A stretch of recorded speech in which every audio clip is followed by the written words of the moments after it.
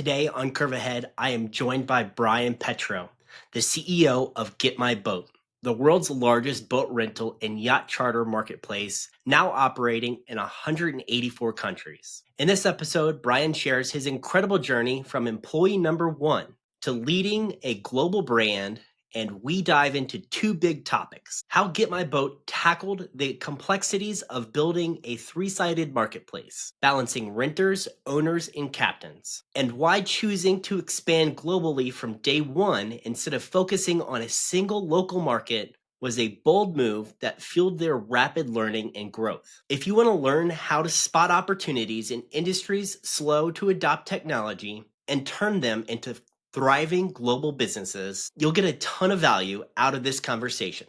Let's dive in.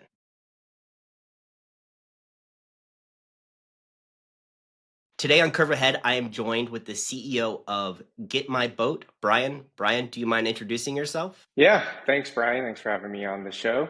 Hey, everyone. I'm Bryan Petro, CEO of Get My Boat, the world's largest boat rental and yacht charter marketplace. I actually joined as the first employee about 13 years ago. So it's been a fun and wild journey. While we've grown the platform to be a global operation, we're live in 184 countries and thousands of cities. But been here from the beginning, and really it's been fun to see it grow from the ground up. What is it like to go from employee number one to running the organization? It is, at the time, it's something you don't really reflect on because, when you're employee number one, you're kind of doing a little bit of everything, right? And I think that's why my background fits so well for this position when I joined up with the two co-founders. But, your head's down, every day is a grind. You're wearing multiple hats, you're kind of doing everything. But for those that thrive in that type of environment, which is something I do, I love to have my hands in a little bit of everything. It's actually very rewarding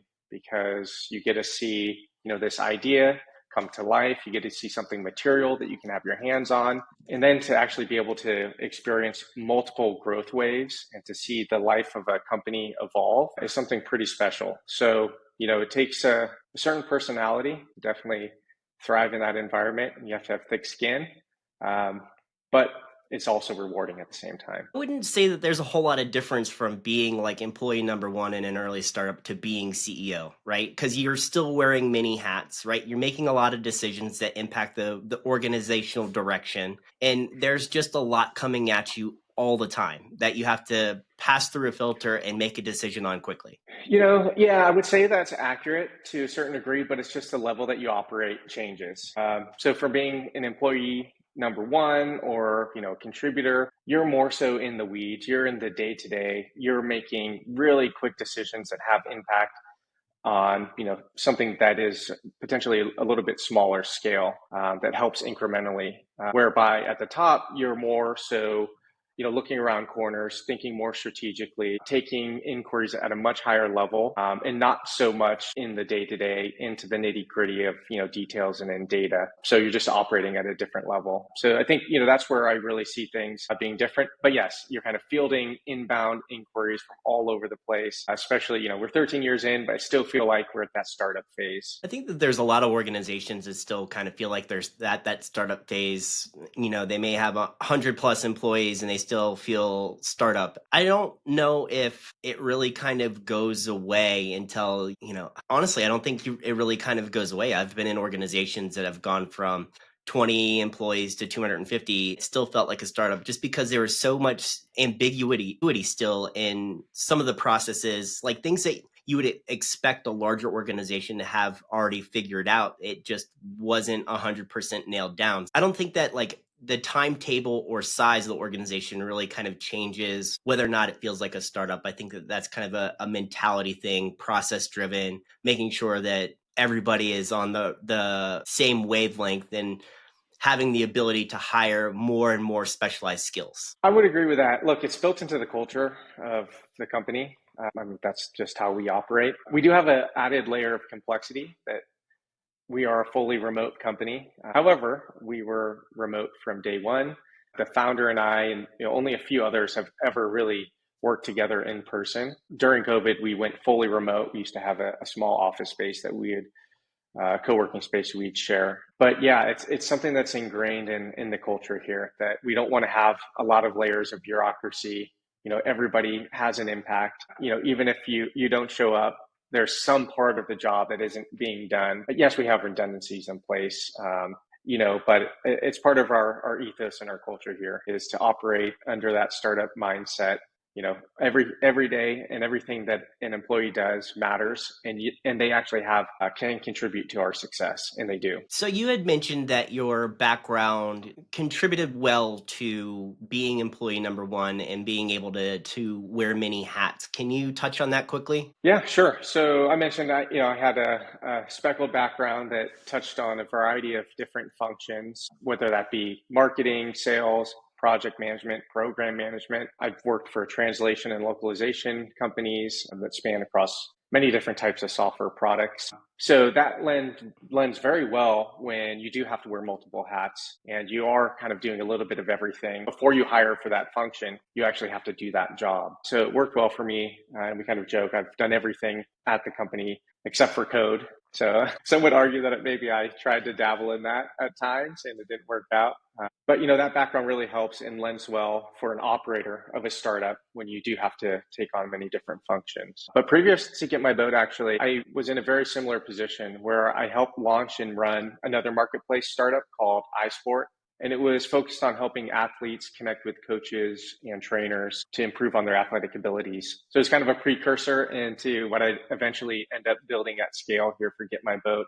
It gave me a taste of what it's like to start a marketplace from scratch and to see it grow. And I guess that you can say, I've been hooked on marketplaces ever since. I mean, let's talk about that. I mean, marketplaces, I think most entrepreneurs would argue that that's probably the hardest business model to get into because not only are you servicing one clientele, but now you're servicing both sides of the market. Having early exposure to that and watching it grow in another organization and being able to do that with Get My Boat, like, what are some of the pitfalls that someone who would consider getting into a marketplace, like, what would you warn them about? Yeah, it's something I love getting together with other executives and founders of marketplaces to kind of talk about, the scars that we have from running and starting a marketplace business. They're extremely difficult, and there's a ton of similarities. Now, when it comes to each vertical of marketplace, there are going to be things that are highly specific. And in our case, we actually have a lot of intricacies and complexity behind the scenes that many other marketplaces don't have. Vice versa, they would say the same for theirs that we've had to solve. But there are, I think, some universal truths that you can apply if you're thinking about starting a marketplace business. So, I'll give a few here, but it starts with the idea and the concept of the marketplace that you're looking to create. And it's more than just aggregating a supply side of a market. You really do have to solve a pain point. The best marketplaces, they're not just directories. They're reducing friction. They're removing risk. They're making something that was hard or nearly impossible to do feel magical. So, that's kind of the first thing. And once you kind of establish that you have something you can really build, that's something material, you then have to really get a firm grasp on your unit economics. And I think that's something that, in other companies, they have ARR, recurring revenue. They have other KPIs that you may track for success. For marketplaces, you really have to understand some of the basic dynamics between lifetime value, customer lifetime value, and the customer acquisition costs, and making sure there's a balance there. Because ultimately, identifying that relationship is how you're going to build a sustainable and profitable company. And then with that, I'll just layer into it. I think it's helpful to understand there's kind of really two main types of marketplaces, and it's going on a little bit of an education tangent here, but I think it's helpful for context. So there are really two types. There's a high frequency and low average order value marketplace. So think of Uber, think of DoorDash, right? They rely heavily on repeatability. They need that customer to purchase and transact many times for their lifetime value to become profitable. Now, the second type of marketplace would be a low frequency or high average order value, high ticket value. And that's really where we fall into. Airbnb, to a certain extent, falls into that, where we need less frequent transactions from a customer. And actually almost from initial transaction, you need to be profitable on that acquisition. So those are things that you just need to take into account, because I've seen time and time again those unit economics not play out and a company very quickly burn through their funding. So, take that into account. Make sure you're solving a real problem that exists. And look, I don't want to over romanticize marketplaces, because they are absolutely brutal in the early days. So you have to have thick skin, and you have to know what you're getting into. So, be patient and obsessive and stay focused, and you'll be off to a good start. But I would argue that that last bit, being patient and obsessive, is regardless of what you're getting into. If you're starting a venture, those are things that you need to just be tenacious about, because having the patience and being able to figure out the right targeting, the right way to be able to market to your potential customers or your customer base, and making sure that that is something that's repeatable is is key. But also just you have to be tenacious.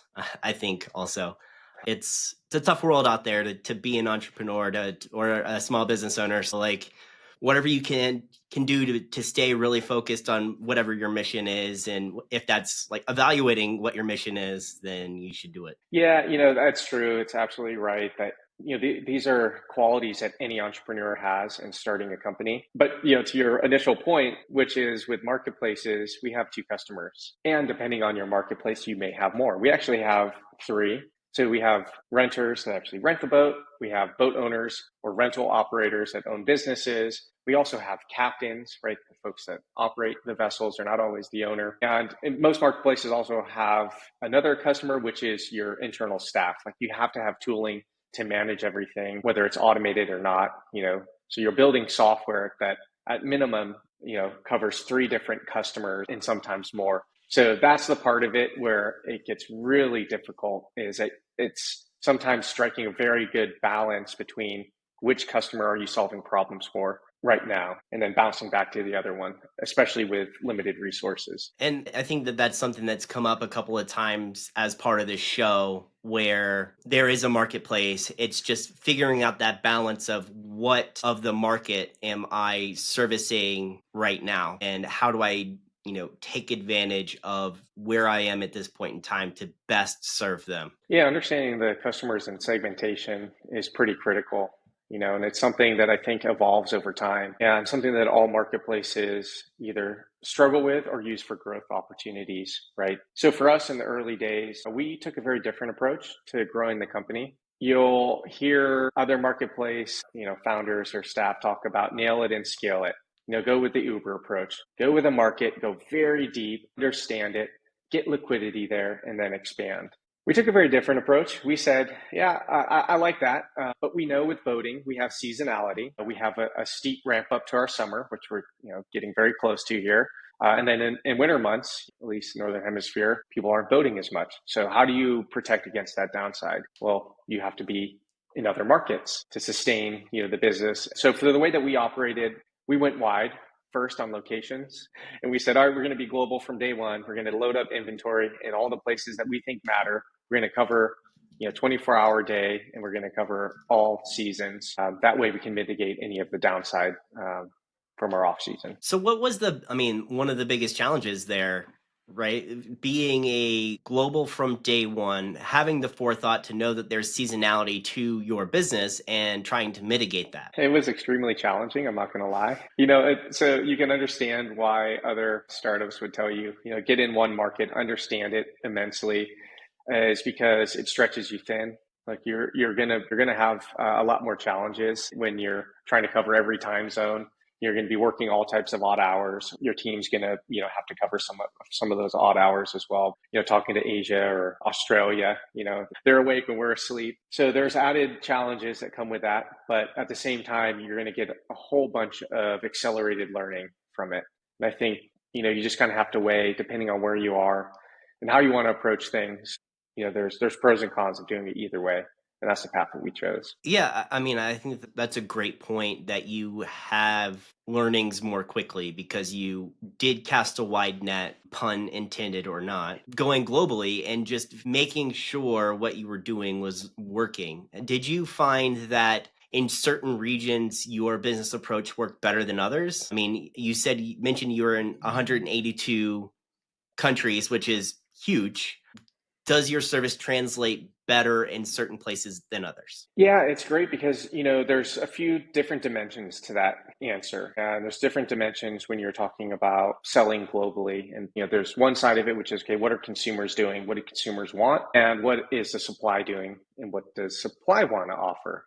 So in the marine industry, there's actually a huge disconnect from what boat owners and rental operators want to offer and what customers want to do. Now, the good thing there is that consumer behavior, for the most part, globally is the same. We're all in this now mindset that we want something, we want it now, we want it to be seamless, and we don't want to talk to anybody. We just want to do it on our own, and it should be one click, checkout experience. Right now, the marine space, previous to Get My Boat, operated a very different way, which is no price transparency, really hit a lot of the details. There's bait and switch. A lot of bad business practice was ingrained, very similar to the taxi industry, right? If you recall back to those days, you would have to pick up the phone, call a cab. Maybe they'll show up, maybe they won't, maybe they'll pick somebody else. You have no idea what it's going to cost you to get from point A to point B.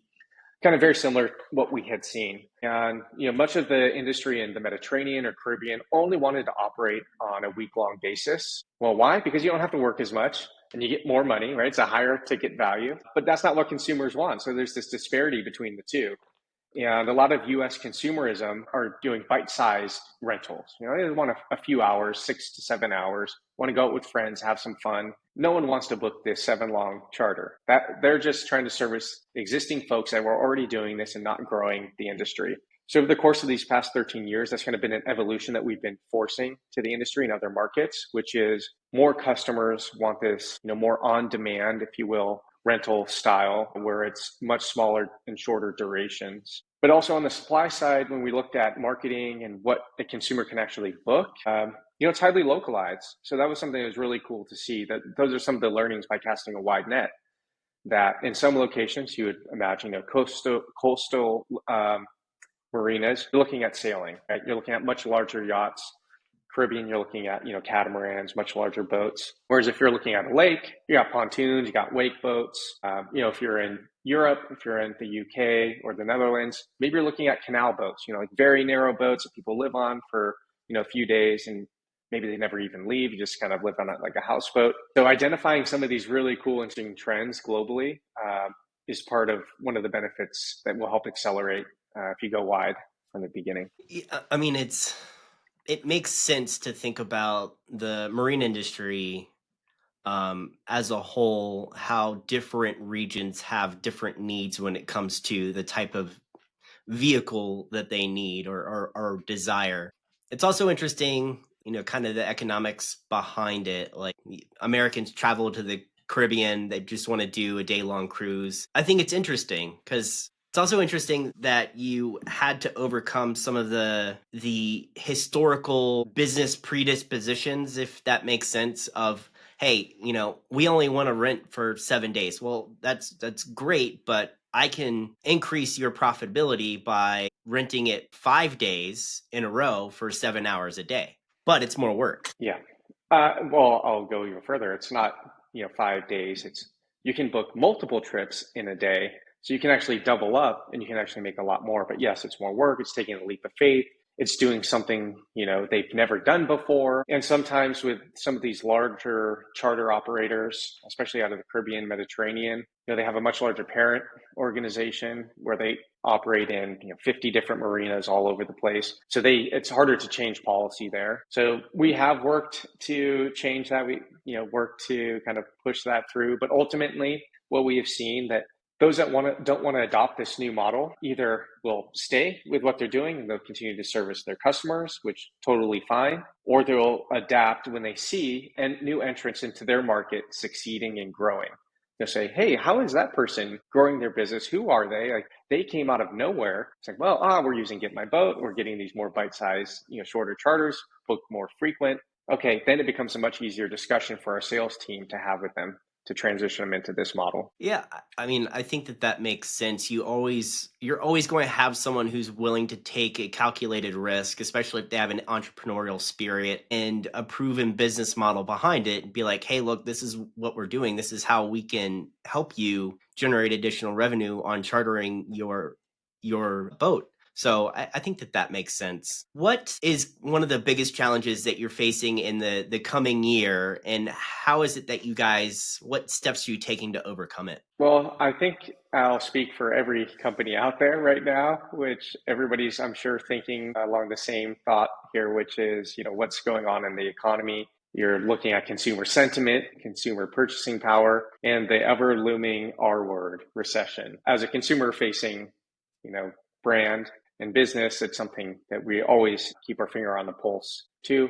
But ultimately, like I like to tell my team, we need to focus on things that we can control. And those ultimately macroeconomic factors are out of our control. But we stay close to it just to see if we can identify any matching trends, which right now we are not, which is great to see. However, we're always cautiously optimistic. So what are the challenges that we're trying to solve this year? It's the same challenge that we've had since the beginning, which is making a truly frictionless, seamless process for a customer to find, search, and book a boat, while at the same time building all of the tools that a rental company needs to connect to the demand side seamlessly.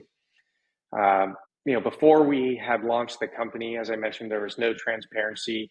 There's actually had not been any custom tooling for rental operators in the space. So there's been a lot of ingrained bad business practice in there. No adoption of technology, or very slow. The marine industry is about 10 years behind. They're just starting to catch up with what we had initially launched back when we started the company. So it's a continued cadence on smoothing out that process. And I know it seems redundant and it can seem boring to some, but that's that obsessive focus and relentless attention to detail that you have to really build something that will not only win, that will scale autonomously. I think I think you pointed out something that's key when it comes to entrepreneurs identifying opportunity is like, is there an industry that lags behind technologically that you can take advantage of that? And then how do you position yourself to be able to leverage that gap and establish yourself as a major player in that space prior to the rest of the industry catching up to you? Massive opportunity there.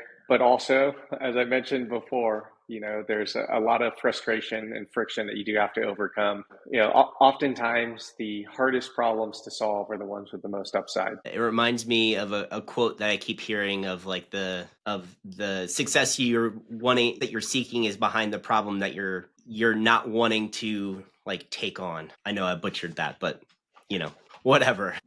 So, Brian, you've been a fantastic guest. At the end of each one of my episodes, I give all of my guests 90 seconds to plug anything that they're passionate about. So, in your case, that could be Get My Boat. That could be anything else. Without further ado, the next 90 seconds are yours. Thanks, Brian, for that. And of course, it has to be about boating and it has to be about Get My Boat. I'm going to reference that previous question about our challenge. One of the challenges that we always face and many marketplaces face is with awareness. So what I'll ask of everybody is go check out Get My Boat. If you want, you can download our apps. Boating is accessible to everybody. It's more affordable than you think. And there's captains available to take you out so you can just relax, enjoy the water, enjoy the time out with friends and family. But check us out. Check out all the options in your backyard or where you're going next on vacation and book a trip with us. You're going to not regret it and you'll have a very memorable experience. Brian, thanks again. Thanks, Brian.